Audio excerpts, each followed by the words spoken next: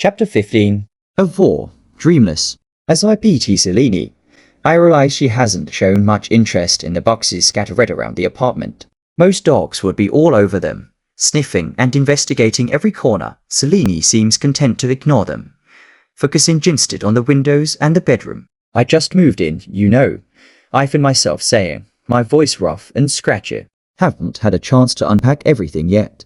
The words feel strange, talking to a dog like she can understand me. But there's something comforting about it too. A connection, however one-sided it might be. Selene tilts her head, her blue eyes fixed on mine as if she's listening intently. Ismail, despite the aches and chills nerve-wracking my body. You're a good listener, aren't you? Maybe I should keep you around. The thought is tempting. It would be nice to have some company, especially on days like this when I feel so miserable. But no, I need to be responsible. I let my head fall back against the couch cushions, my hand still resting on Selene's head. The fever is making my thoughts fuzzy, my mind wandering down strange paths. Talking to a dog like she's a person, considering keeping even though I know I can't. It's the sickness talking, I tell myself, the delirium of a fever-addled brain. It must be losing it, I mutter, closing my eyes. Talking to a dog like you can understand me. Next thing you know, I'll be having full conversations with Thules. Selene whines softly, as if in sympathy.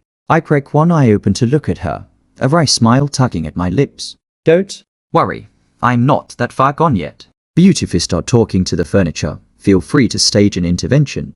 She wags her tail, and I swear there's a glint of amusement in her eyes, or in just giving humanity to a dog, because I've spent my entire life around wolves with human souls in them. I let my eyes drift closed again.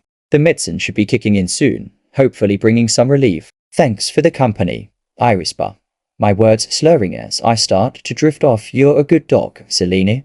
A real good dog. I wake up to something stabbing me in my ass, but also no dreams. The all-over body aches aren't as bad, and there's something warm and heavy on my feet. Aside from the butt cheek being stabbed, I am feeling a lot better shoving my hand beneath my butt. I feel around blindly between the couch cushions until something cold and pointy jabs at my fingers. Squinting in the dim light, inspect my find. A slender, deep purple crystal, tapered at both ends, hanging off an elegant gold chain. For a second, it feels like my fingers tingle where I touch it, but the sensation fades quickly. Weird. Where the hell did this come from? I've never seen it before. Did it fall out of one of Mrs. Elkin's boxes still groggy? I fumble for my phone on the coffee table, nearly knocking over a glass of water in the process. The screen lights up, blaring the time into my 40:00.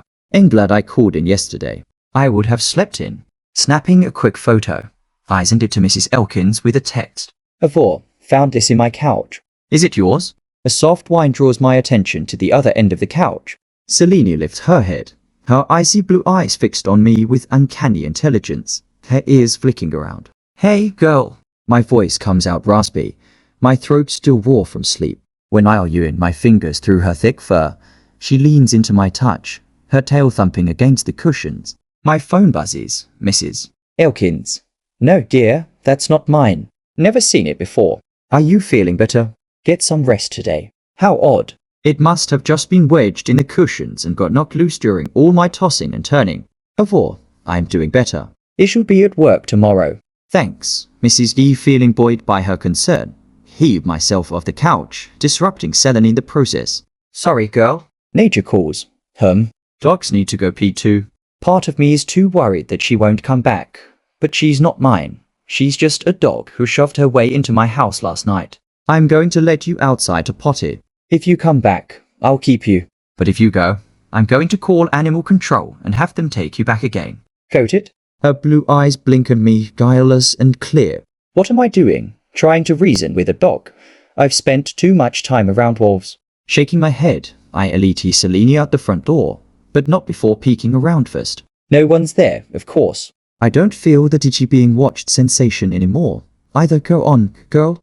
Get your potty on. The silver husky prances out the door with little huff and snot that sounds subtly disdainful, glancing at me over her shoulder before bounding down Thesters, leaving the door propped open in case she comes back because there's a huge, soft part of me that doesn't want to miss out in case she comes to Theodore and leaves because I didn't answer in time Irish to the bathroom.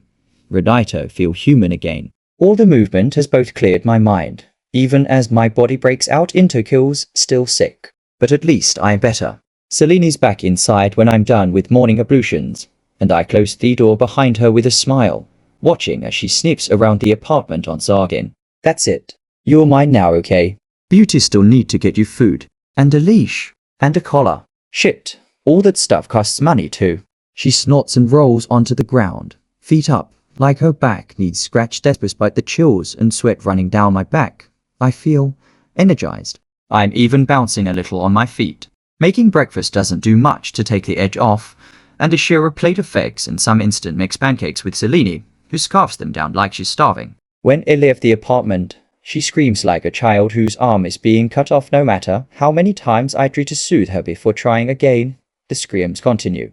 So I let her follow me, collarless and leashless, as I hope no one stops me from my loose dog. When we enter the store, one of the employees gives us a dirty look, and I snatch a leash and collar as soon as I can, holding into the tags on seafood theme and Selene. Feeling a little less like a criminal breaking laws, I head to the dog food aisle.